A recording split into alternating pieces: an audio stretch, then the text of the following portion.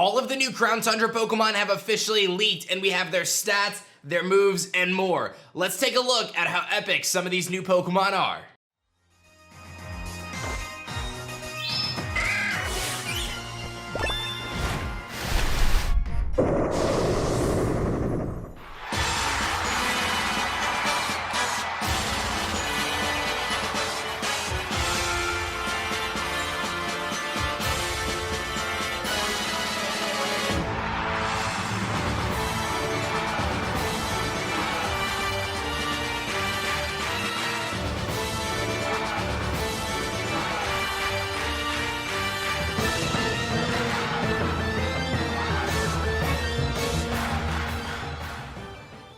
Yo, whoa, what is going on YouTube? It's your boy Dan, aka aDrive. I bring you guys a brand new video today, and today we're going to dive into a handful of brand new Pokemon released in the Crown Tundra Pokemon Sword and Shield DLC, some of their stats, as well as some of their moves, and just a brief overview of their competitive prowess and what we can kind of expect from them in competitive, and also in just game usage in general. This is going to be a more high-level analysis, although I may do a deeper dive into some of these Pokemon over the next coming days, but we should have some really good insight here and be able to kind of take a look at some of these cool Pokemon and what their stats are and beyond. So if you guys enjoy these types of videos, be sure to hit that like button down below. Make sure you guys subscribe to the channel if you're new. YouTube tells me that about 50% of you guys are actually not subscribed, so let's change that right now as I post Pokemon videos every single day. And I'm actually in the middle of my 82-hour Crown Tundra marathon right now for charity, which you guys are welcome to come check out at twitch.tv/aDrive. Without further ado, let's jump into these Pokemon.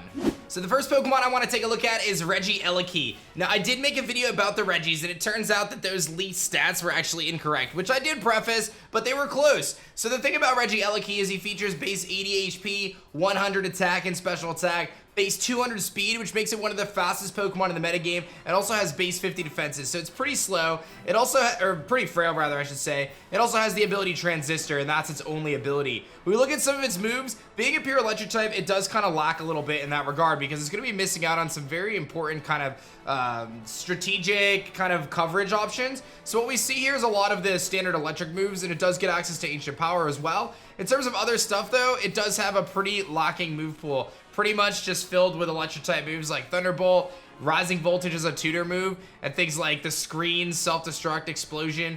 Acrobatics is kind of cool, I guess, but it's already super fast. It does get extreme speed, but it really lacks any sort of coverage. So from a competitive perspective, you're not going to really be able to hit those ground type Pokemon. You're going to be forced to utilize electric moves, ancient power potentially, and then I guess you could essentially run, you know, like Explosion or Hyper Beam as a max move to deal a lot of damage, but you really are lacking the coverage there. Super fast Pokemon, but not a ton of coverage options. I think it's really gonna hold it back. When it comes to Dredgie Draco, it has the Dragon's Maw ability, which is gonna boost the power of those dragon type moves. It's got 200 base HP, which makes it incredibly bulky, and much like Reggieella Key, has 100 on both attack and special attack. It's pretty frail in terms of its defenses, but its massive HP stat will make up for that for the most part, and it's got base 80 speed, which I would say is relatively average, especially in the metagame now. Has some great coverage in terms of its dragon type moves, also getting access to ancient power as I alluded to previously for Ella Key. Gets Dragon Dance, which is really clutch for this. I think that's probably going to be your focal point, is rocking Dragon Dance to boost your speed, so that base 80 speed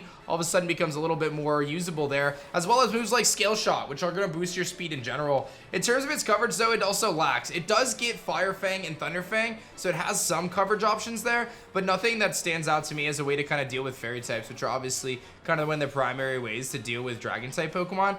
It gets Crunch, it gets Outrage, it gets some good dragon type moves, but again, does lack in that regard otherwise.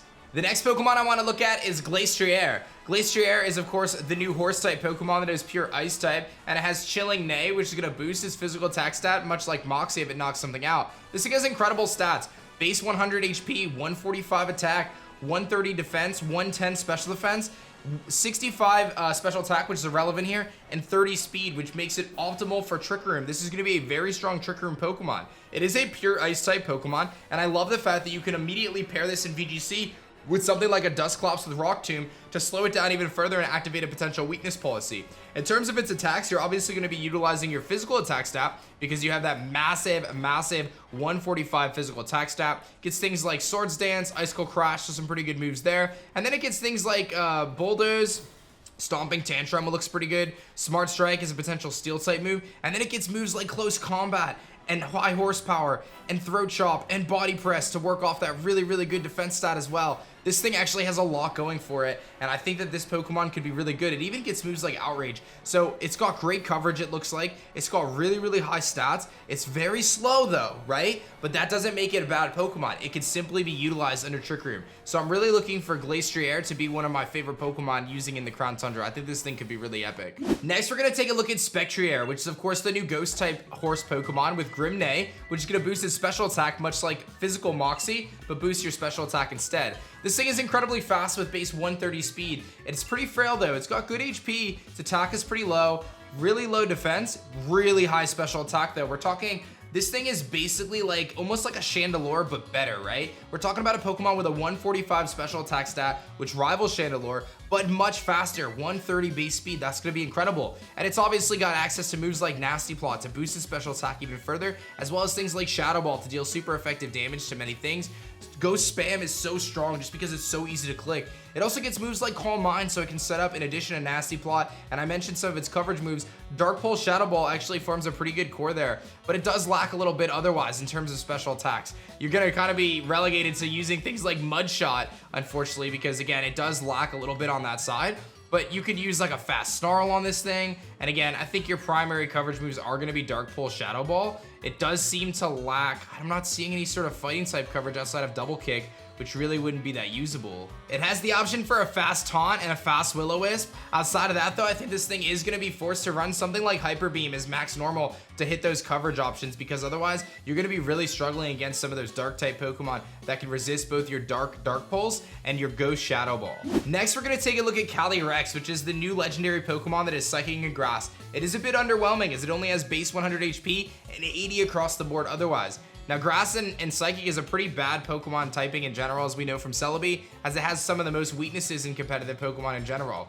It does have those standard moves you would expect though, like Giga Drain and Psyshock and Energy Ball, and some cool coverage options like that. A lot of different tech stuff like Trick Room and Speed Swap, Draining Kiss, Psychic Terrain, and just a plethora of different coverage moves, but those base stats and that many weaknesses makes it so regular Calirex probably isn't going to be all that threatening.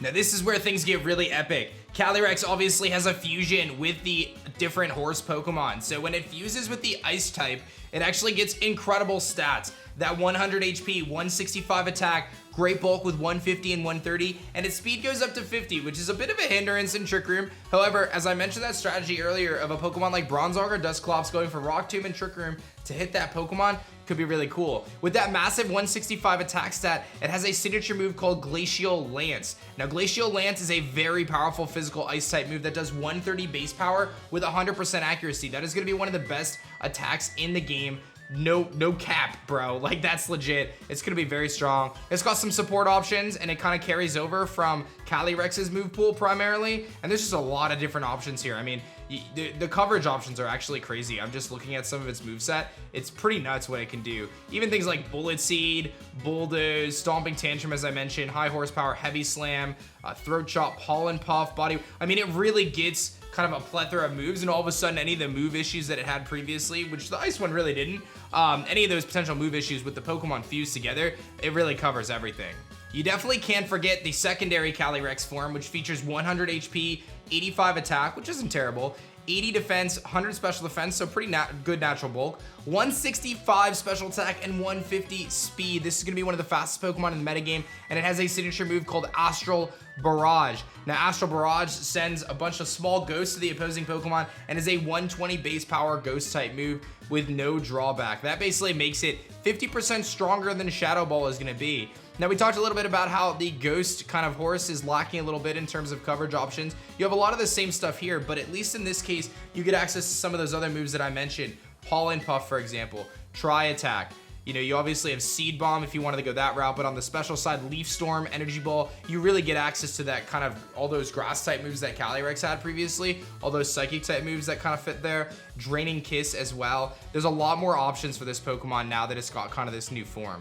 Now, when it comes to the legendary birds, they're all pretty different. Articuno has 125 special attack with 95 speed, 100 special defense, and it looks like those stats are pretty much what you'd expect. For Zapdos, however, it becomes a physical attacker as opposed to a special attacker, so it actually is rocking 125 physical attack as opposed to what previously would be its special attack stat. It also has the same speed stat and great natural bulk overall. And then Moltres, the Galarian Moltres, actually sports 100 special attack and 125 special defense, which is a little bit different than what you'd expect out of Moltres, which previously was a pretty strong special attacker. So it lacks a little bit there. Zapdos being the fastest of the three, but all of them kind of tapping out around 95 base speed, which is still very relevant in the competitive metagame.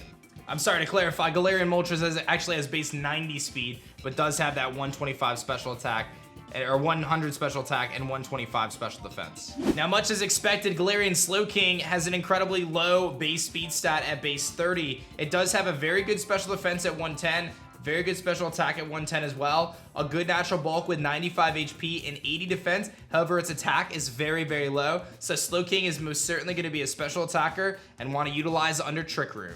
As I indicated, this video is meant to be more of a high-level analysis. I do plan to do a more in-depth deep dive later this week as we approach through the Crown Tundra. So keep an eye out on the channel for more updates on how to use these Pokemon, these new Pokemon in the Crown Tundra, the most effectively when it comes to competitive battles. If you want to see me dive back into competitive VGC, hit that like button down below. Show some love on the video. Make sure you guys subscribe to the channel if you're new. Get those notifications turned on. Like I said, YouTube tells me that about 50% of you guys are actually not subscribed, so let's change that right now. I hope you guys enjoyed the video. Let me know which Pokemon you're most excited to use in the Crown Tundra. And that's gonna be it for me, guys. My name is Dan. I also go by aDrive, and I will catch you guys on the next one.